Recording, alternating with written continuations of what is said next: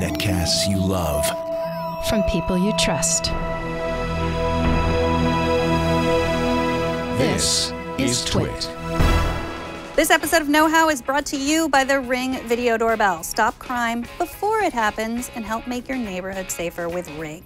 Go to ring.com/knowhow and get up to $150 off a Ring of Security kit. Today on Know How, assistance with screens, plus your questions and our answers. Yeah!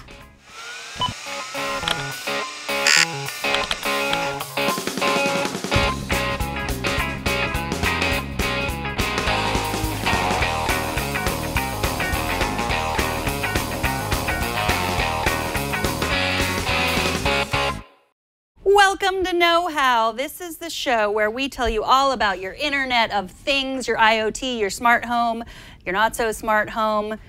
And I am Megan Maroney. And I am Florence Ion, and I'm here with the brand new Lenovo Smart Display with Google Assistant. It is beautiful. Display abilities. And I am here with my two old-fashioned assistants, the Echo Show with a screen and the HomePod without a screen. You can't squeeze me. I ain't easy. To be fair, the HomePod has a slightly different trajectory than these two other devices. It's true. It is, as we just noticed, a machine for bumping some tunes. Mm-hmm. Yes, bumping some jams. Some really bass-heavy jams from the likes of some recording artists known as Fergie. Yes, and so we're gonna do a little. This just came in, surprise. So we're gonna do a little bit of a comparison. Flo's gonna give us her review, having used it for a little bit, and then we're gonna address some of your questions and comments that we've been getting in the last 4 or 5 weeks. And hopefully we'll have some answers, but you guys also have a lot of good answers to some of the problems we have, so we will read those too. It is a universal effort to get a smart home going. Exactly. Strong. All right, so the Lenovo Smart Display, this is what we've got going here. As you can see, it looks very googly aesthetic. Show the back there. Yes, so the nice thing about this is you can position it this way if you want, with the speaker on the bottom. Is it supposed to change? Like does the screen yeah, I think I have rotate? to go do something in the settings to rotate that. And then on the back, you'll see it is not actually, so let's see. See how it's like thin and then it kind of goes out into this little, it's like where everything is connected in here. I don't know, I like it. Nice little bamboo finish. What's it going on there though? It's like, are you gonna hide your pills back there or something? Yeah, well, I will say the reason I like this folded back, I don't really know how to explain what this back is, but the reason I like it is when you put it on a bookshelf, you can just put things behind it. Like if you have a plant or something, kind of have like a plant coming out the back of it as an aesthetic. Oh, look at that. It's a nice picture of... so the thing about the Lenovo Smart Display is that you can set it with your own screensavers. It's like a Chromecast display, a Google Chromecast display. So you can set it to show all the same things a Chromecast can, which is your Google Photos, pictures, stuff off the internet. There's some experimental features, like the ability to show your Flickr and Facebook photos if you're into that sort of thing. Also, there are some ambient modes that you can customize. So when this is actually an ambient mode right now with the photos kind of in this little screensaver pattern, but there's a couple of others too if you just want a clock or perhaps some nature photos. You know, everybody loves a good nature photo. Kind of adds to the ambiance. So the Echo Show does that too. Yes. You just say, show me my photos, and it shows you your Amazon Prime photos, ideally. Hey, show me my photos. I couldn't find any photos of Showing your photos. D-L-E. Because I kept talking. Show me my photos. Oh, look, Some of it's your my photos. paddleboarding yesterday. Oh. And I'm sure you could do this too, but you could say, show me my photos from last year, or show me my photos from Christmas, or show me my photos. Hey, stop casting. Nothing's playing right now. Well, you were playing that, but anyway. That is another thing to know, is that this works as a casting display. So if you're looking for like a common area little TV or something that can just sort of live in a bookshelf and provide a little entertainment but is not fully in everyone's face, this is great. It plays Google Play movies and TV content. It plays YouTube. It plays YouTube TV, which is live TV. It plays Hulu, Netflix, Plex. Anything that you can cast to this can be cast, which I love. Yeah, because this one plays Vimeo. And people watch Vimeo. Yeah, but professionals watch Vimeo. Yes, but if you want a video of something just random, you're going to be more likely to find it. Hey, show me videos of cats playing on YouTube. Okay, showing cats playing videos. Oh boy, what's that going to show? There's a slight, there's a slight delay, but then you can tap on what you want to see, and it'll play it for you. The sound is really good, I think. Yeah. All right. Nobody needs cats batting around a mouse. Show me cat videos. Here's what I found. Now, where is it pulling these videos from? Vimeo. Okay, so it's not pulling I from guess YouTube. this is Vimeo, Vivo, and Dailymotion. It's not pulling it from YouTube. Okay. They used to have YouTube, and they sold it in the commercials, the first commercials for the Echo Show. But then Google decided they wanted to make their own display, and this is what happens in the world of competition. Right. So nothing against Dailymotion, Vimeo, or Vivo, but it's just not as effective. It's not the a search YouTube engine. library. Yes. If you've got your makeup gurus that you love watching every day, you're not going to get them on the Echo Show. Yeah. At my house, I have a Nest Cam, and I have also an Amazon Cloud Cam. Yes. And I can look at both of those. So I have them set up. Show me my driveway, Big Brother. Okay. It says waiting for Nest. Okay. Hey, show me my front door. Okay, streaming the front door on office display. Oh yeah, I called this the office display because it goes in my office currently. So we're both It is taking a while because, again, my house is like, whatever, got its own. So yeah, there's my front door. Now I know what's going on. Hey, stop casting.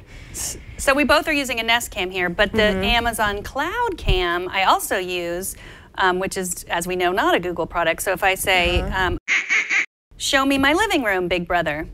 Okay. And so that's my living room. So if you had an Amazon Cloud Cam, you couldn't stream it on. I don't think so. Yeah. I don't think so. But there are other cameras, as long as they cast and have that ability. There are some security systems out there that use that ability. So as long as there's that integration. I haven't seen if you can do that with any of the Amazon products yet. Yeah, and the Ring you can do with this, use with this. As well, yeah. You can as use long as Ring you for can that cast one. it. Okay. Yeah. Okay, that's good to know, because Ring's an Amazon product now. Ring is our sponsor. I actually don't remember if you can cast it or not, but I will look into that. But I guess the point is that if you are going to start your smart home, as we've said before, like make some choices to start with, like either be all in Google or be all in on Amazon. And in terms of Apple, you can't really be all in on HomeKit yet,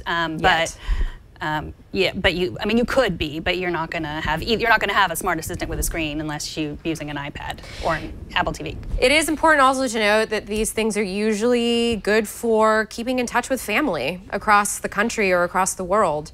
So the Amazon Echo Show has, it's the Amazon inline connection to call? Drop in? Yeah, it's drop in, or you can make phone calls. Right. Okay. You can do the same. You can make phone calls through your an unknown number or your Google Voice number with the Google Assistant, and you can also use Google Duo, which I realize is still kind of picking up in traction, but there is more traction there than Google Allo. So it's Google Duo is one of the video chat apps. So if you've got family members, I think it does Hangouts as well. Oh, I actually haven't checked. I should probably try that with you. Yeah, we hang out. I think is that your camera? Something? Oh no, that's my family talking about. Let's see. Let's give them their privacy. Sometimes my family gets privacy. Give them their privacy. Okay, so how much does this cost? That is a great question. And this is the 10-inch or the 8-inch? This, I believe, is the 8-inch, and then there is a much bigger 10-inch. So the 8-inch is $200, and then the 10-inch is $250, so $50 more. And really, it's just a matter of space, like how much space it's going to take up. It's also worth noting, I think, when we're talking about ecosystems, something that I was reading a lot about this morning while, you know, kind of prepping for the show was the Echo Show is really good kind of stand-alone, standby device, whereas the Lenovo Smart Display really begs you to interact with it. It's got so much functionality on the screen. So when you have this little like home page, you've got little settings that you can swipe up, and you've got like a brightness and a volume filter. You've got a physical mute button up here, as well as a physical shield for the camera. So if you don't want people dropping in with Google Duo, they won't see you. They'll just see a black screen, and then you can, just, there you go, camera off. It'll let you know the camera's off. It has really nice loudspeakers, so it's a great ambient music player. If you've got friends over, you kind of put it in the background, you get to see what's playing in the background. One thing I haven't been able to do with it that yours can do, though, is the lyrics functionality. I'm still figuring that out. Yeah, okay, so let's try a little sound test. Yeah. It's hard because you're listening through whatever device you're listening to at home, but hey, play Fergalicious. She's doing this to my Spotify All right, account. Fergalicious by Fergie, playing on Spotify. Little slow. 4, 3, 2, 1. Sounds good. Hey, stop. She stopped? Okay. It could still hear you over that. Yeah. Play Fergalicious. Here's Fergalicious by Fergie. 4, 3, 2. A little faster. Ah, yes, but now are we on the same Wi-Fi networks? Oh, that's true. But yeah, as you can see, I have the lyrics if I want to sing along, which I do when I have a house party. Or you're cleaning. And both of them allow you to tap the screen, which is nice. And then we have Well, that's this just, little I girl. mean, again, that's in its own masterclass. Very bassy compared to these two. Yeah. Pretty good.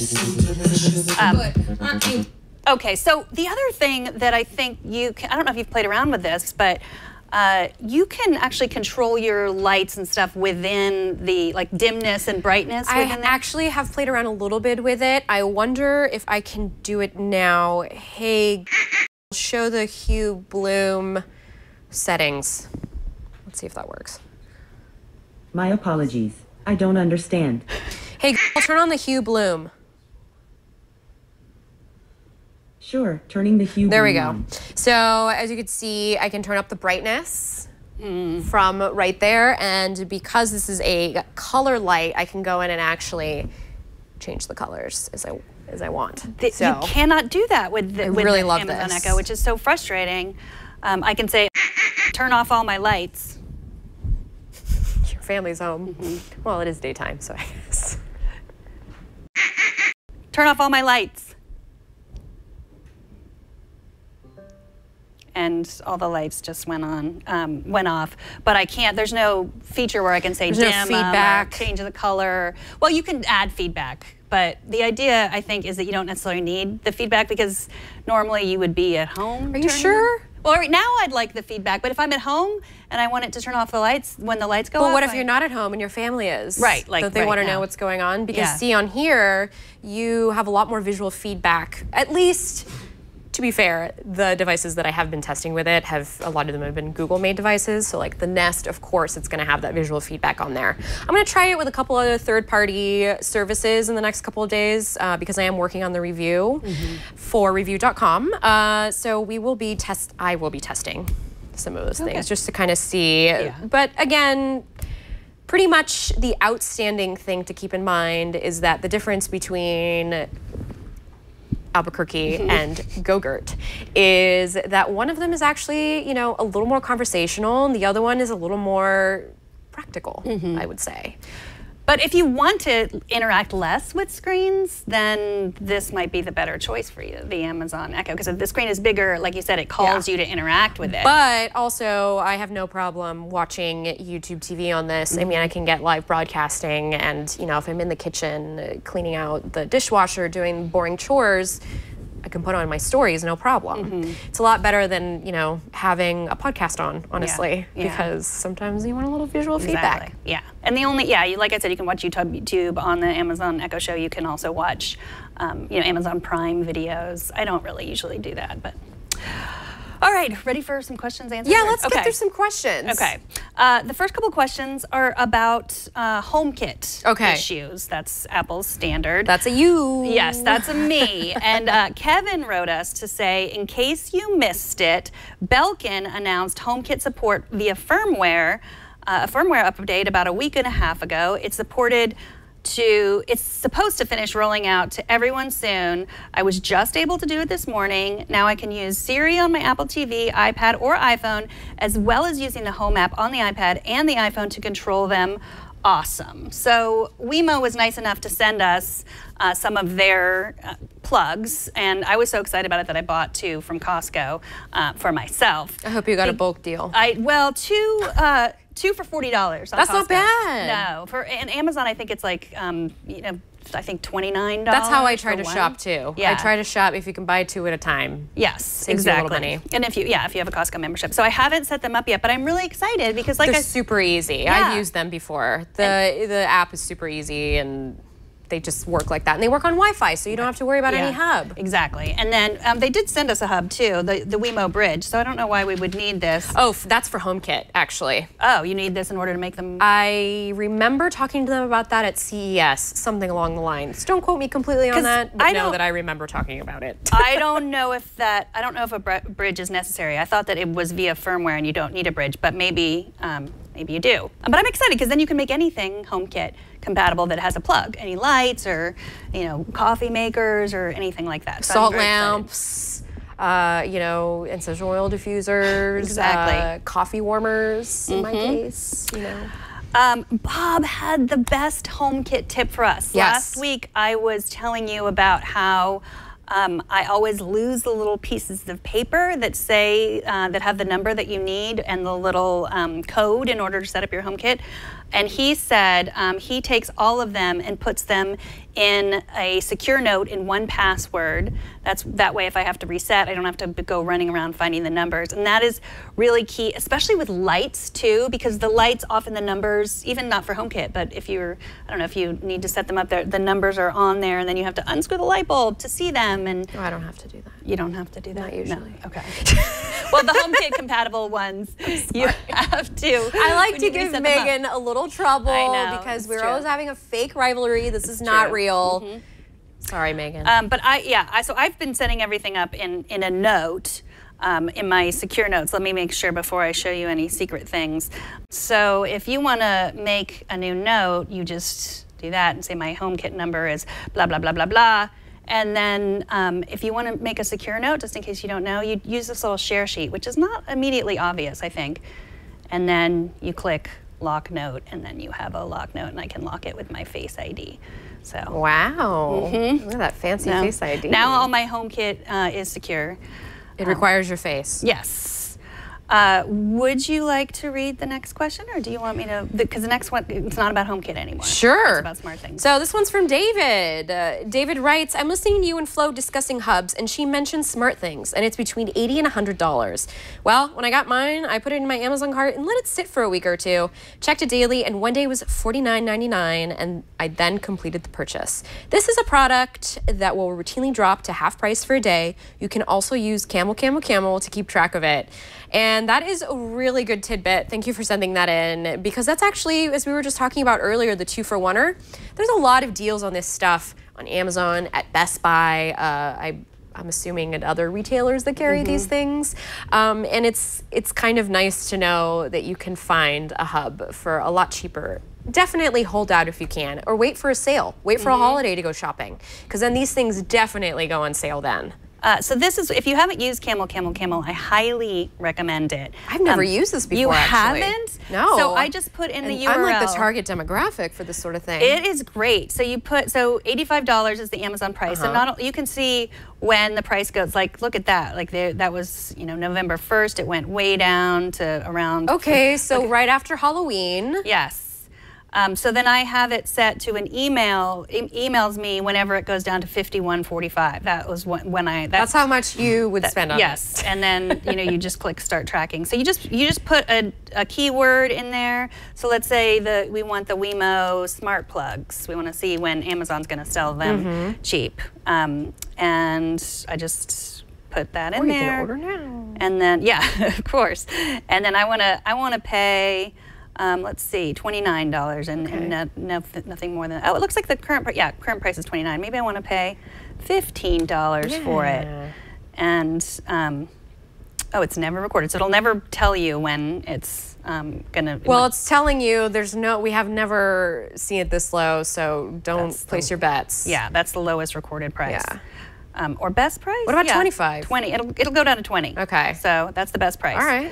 And then it can also notify you on Twitter. So I love this. It's totally free. What a great tool. That's great to know. The thing about the smart home that I try to really explain to people is that it's not like going out and buying a phone and a bunch of accessories for it. It's like building your home. And when you're building your home, you're not putting all of the furniture in at one time. I mean, maybe you are, but eventually you curate things in the home. You curate what it looks like, you curate how it works, and this is the same thing with the smart home, which is why this category is both so nascent and evolved at the same time. Because it's like all these things have been around for such a long time, but now they're being really refined for consumers like the rest of us so that they're easy to install and use. And they're also a lot more modern looking than they used to be, which is nice. It's true. All right, well, we have a bunch of questions about Hue lights that we're going to get to, but before we do that, I want to take a minute to thank Ring, and they are our sponsor. And I love Ring. I have the Ring doorbell, and it's super simple. Like, we have covered so many things that are really complicated to set up, but the Ring is not complicated. It is very easy. And their goal, they start with a goal. That's what I say with all IoT stuff. You have to have a goal. And Ring's goal is to make neighborhoods safer. And the Ring video doorbell is how they started with that. That lets you see and speak to intruders on your smartphone, or see and speak to anyone. Like, say that you are not well and you're laying in bed and you don't want to get up out of bed, and you just say, like, leave it on the front door and I'll get someone to pick it up. And you can even share those video clips with neighbors just using the Ring app. So, if you see that the neighbor's dog keeps running and, eating your cat's food, and you want to let your neighbor know that, maybe you told them and they didn't believe you, you can say, well, here's some video. Your dog has been eating my cat's food, so do something about that. One thing that I love to do is to check out Ring's Twitter feed, because they always have amazing videos. And it's not always people that are robbing you. Sometimes it can be goats, but right now we're taking a look at 2 pickup trucks. Here, Ryan spooked the suspicious duo using the 2-way talk on his Floodlight Cam, protecting his property and peace of mind from the safety of his own home. So that he's not even using the doorbell, he's using the Floodlight Cam here. So you can see that it's lit up. That is not light from the doorbell, that's light from the Floodlight Cam, which I have here. This is the camera, and it has lights, and you wouldn't even necessarily know that it's a camera, but it's nice. It's sturdy, and you mount this on your wall, and then when movement is seen, it starts recording, the lights go on, and you can say, hey, what are you taking from my front door? Please stop it. And then you've done something good for maybe it's not even your house, maybe it's your neighbor's house. So let me tell you what Ring can do for you. We're at the Ring Floodlight Cam. It's motion activated, like I said. It connects to your phone, high visibility floodlights, HD video, 2-way audio, lets you know the moment anyone steps on your property, see and speak to visitors, even set on an alarm right from your phone. When things go bump in the night, you'll immediately know what those things are. Ring Floodlight Cams offer the ultimate in home security. Thieves just can't hide with Ring. Monitor every corner of your property with a Ring of Security kit, which includes a Ring video doorbell and your choice of either 1, 2, or 3 floodlight cams.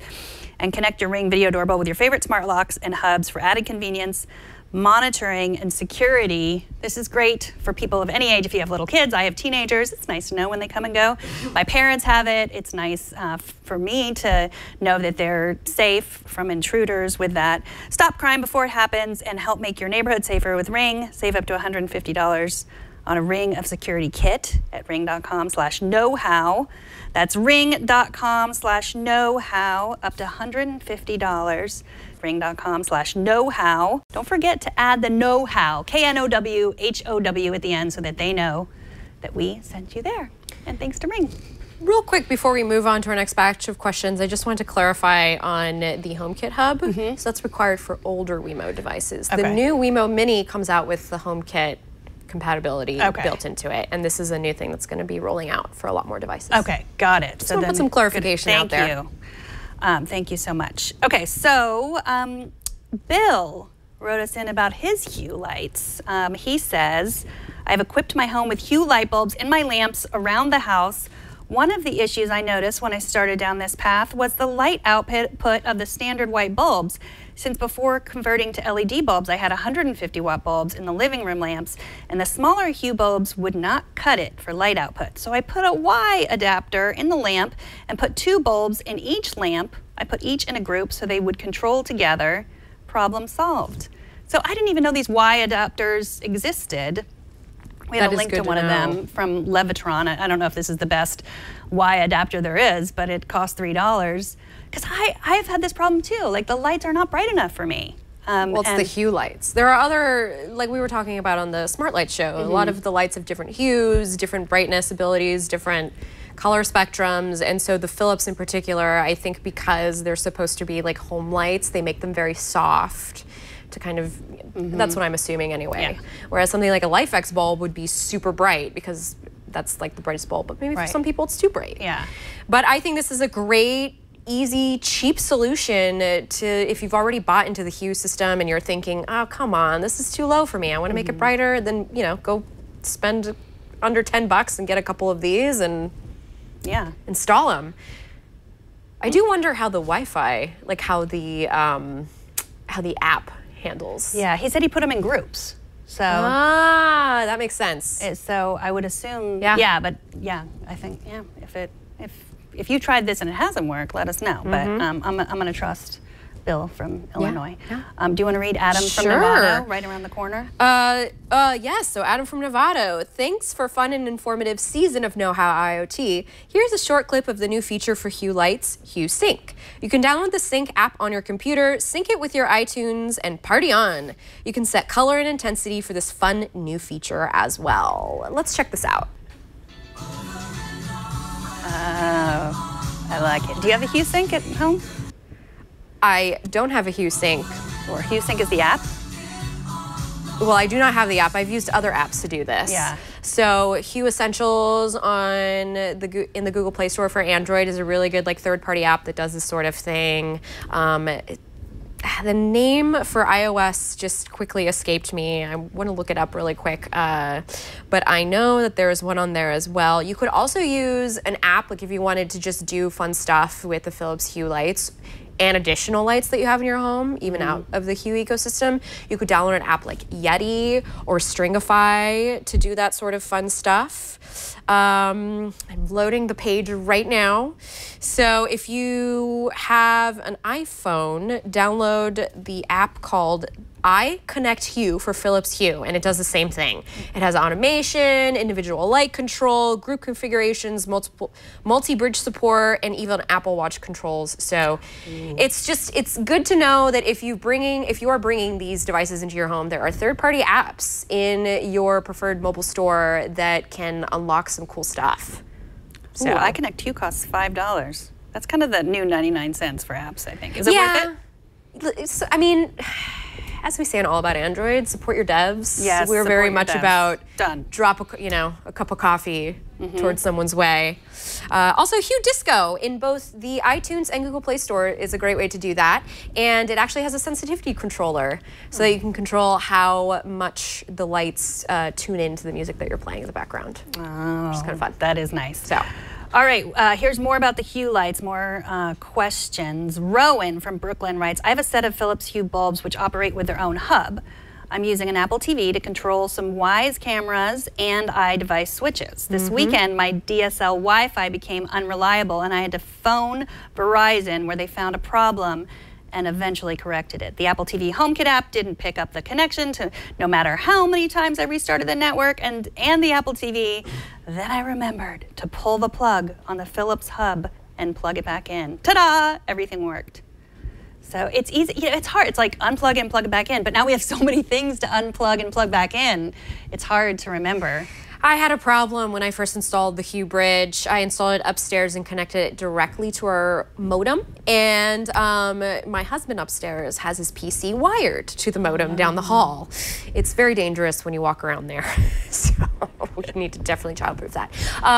But what happened was that his computer kept reading the Hue Bridge as the modem. And so he was the only one in the house not getting internet. So eventually what I did is I moved the bridge downstairs to one of the mesh Wi-Fi nodes from the Google Wi-Fi, and I hooked it up to that, and that fixed all the problems. And it's just a good note, a lot of these things aren't actually as complicated as they seem. Yeah. Right. Like, that's the thing. Like, what I've learned from this 6 weeks is that it's usually not me, it's the system. So it's like you stop thinking like, what did I do wrong? I didn't read the directions. And it's just like, no, these things are complicated. And if you unplug it and plug it back in, maybe that's all you need to do. I mean, there's a reason that was the big punchline on IT Crowd. Yeah. Dan from Akron, Ohio writes, I tried the Hue lights a year ago. I was not impressed. The hub would lose connection with the lights. The lights would randomly turn on all on their own. There were many occasions where I couldn't turn them off with the app. I got tired of waking up in the middle of the night with all of the lights on in my bedroom. I would too, Dale. This all happened within a few days of using them. I returned them a week after I bought them for $200. I would expect them to work. I like the idea of being able to control the lights remotely. I am curious if they have fixed them so that they actually work when they should. I actually like the lights that don't need the hub as long as they don't have a mind of their own. My Hue bulbs also, the one in our bedroom has a weird habit of turning on apparently after I've slept. After I've fallen asleep and my husband is still like it's turned red on him a couple times. I didn't know about this, but apparently I had messed up some formula setting up on my end, so it was actually my user problem. I will say that whenever I tell people I have the Hue lights, they tend to complain that the first generation wasn't very good, and that's why they gave it up. So maybe you want to give it another try. You can try it with one of the starter kits that's just the white lights. It's a lot cheaper entrance fee, so you don't have to, drop over $60 just to get these things in your home, or maybe it's over $80. But also, of course, like in our smart lighting episode, we've got plenty of other options there that you can tap into. LifeX, Sengled, TP-Link, there are all sorts of other ecosystems that don't require hubs and might, therefore be easier for you to deal with. And if you have HomeKit and you have a lot of lamps, then maybe the Wemo, the mini switches. Yeah, keep your lamps going. Yeah. Adam from Nevada, you might remember from the fancy dance party that he had in his house. I asked him, because obviously he's gotten them working, and I asked him about his experience, and he said, I've had the Hue lights for about 2 years. I'm fully bought in on the HomeKit stuff. The Hue lights were a bit of a pain to pair, but once they did, I've been sold. I just put them in the family's cabin in Tahoe, and I had similar problems with the initial pairing there too. I ended up having to manually pair each light using the ID code on each bulb rather than having the Hue bridge try to find them. And at one point I had to change the Zigbee channel, but they have been pretty good ever since. I would highly recommend getting the remote dimmer, as it makes it easier for the regular folks to use. So that's just like, instead of using an app, just the remote, that's like a remote control, right? The remote dimmer, yeah. And I've been thinking about getting it too, actually, because I have to say, yelling out commands every time I want to adjust the lights is starting to get a little annoying. Yeah, Jason Howell doesn't use the app on his phone, he just uses the switch like that. Like he has Hue lights on. What is that? I know. What is that I know, existence? he just is like, it's just easier to do the switch. I've just grown accustomed to using the app or using my voice, because I've got the app on, my Chrome OS, where I also have the assistant, and I have it on my phone and on my tablet. Okay, do you want to read Sarah from Philly's email? Which I love. It was my favorite email that we got. It was also one of my favorites too, because I can't wait to tell you. Okay, we'll read the answer as soon as we read the question. So Sarah from Philly wrote, I have a deep bathtub. I like to fill while having breakfast.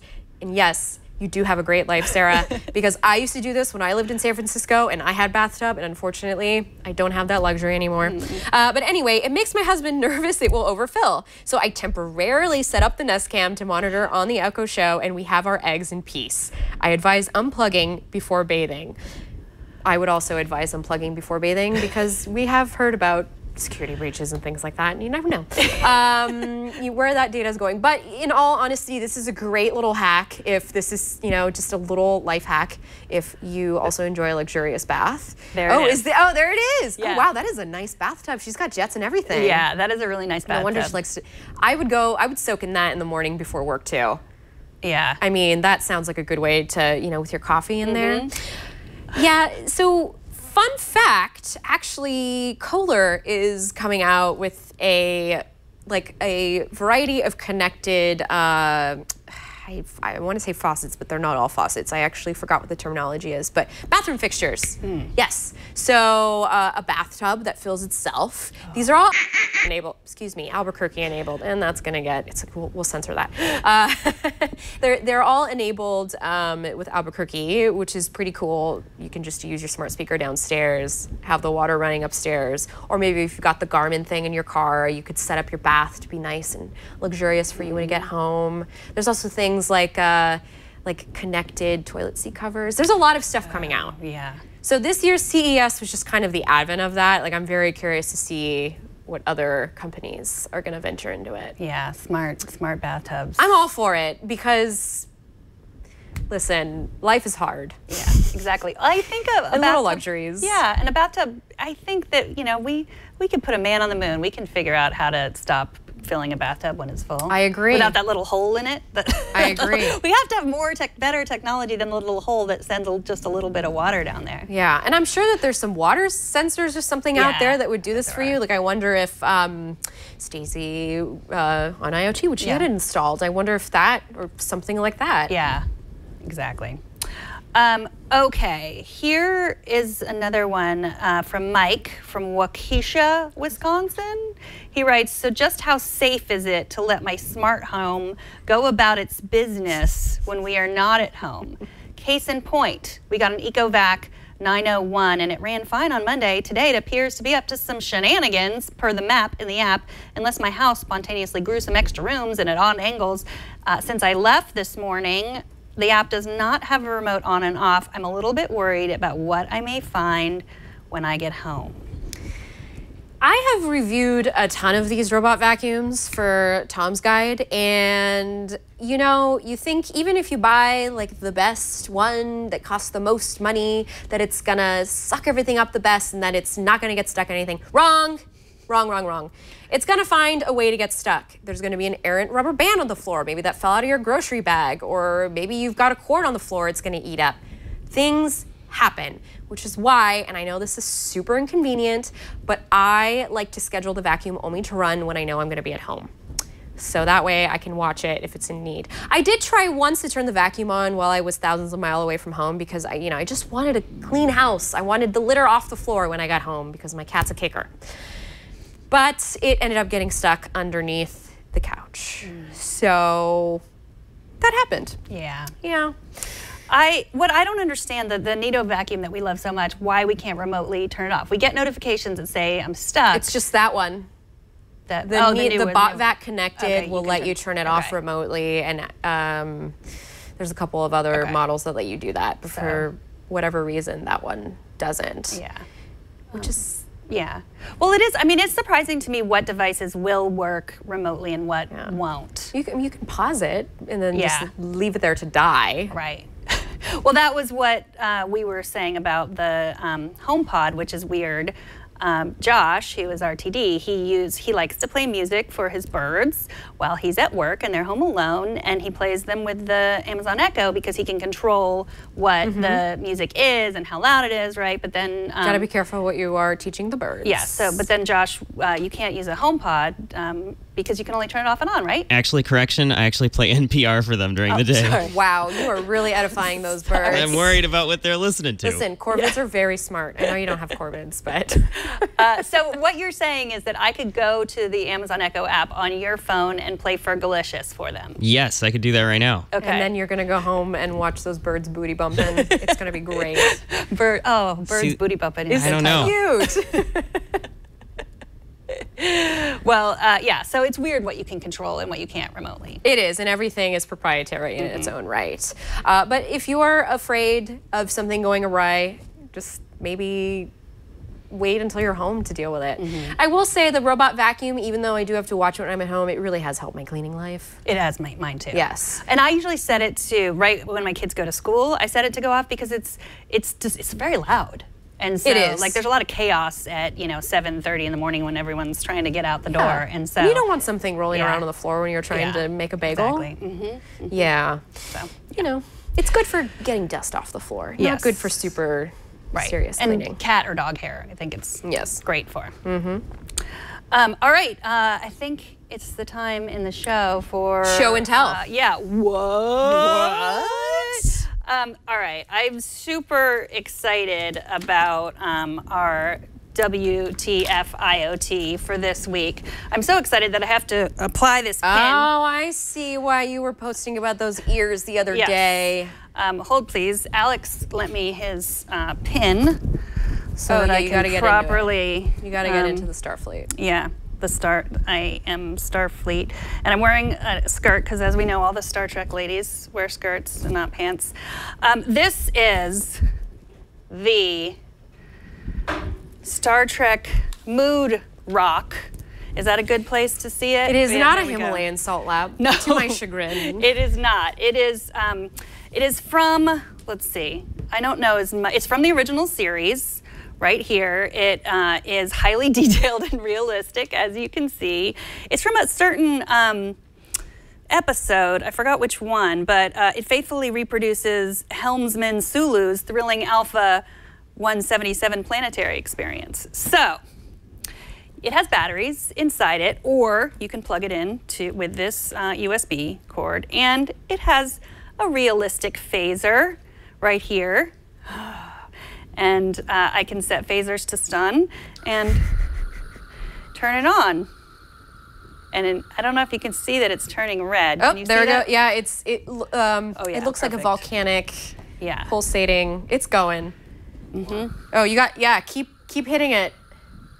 There we go. There we go. Beautiful. That is interesting. I can go up and down and adjust it. I'm kind of feeling that. Yeah. Other way. Go straight.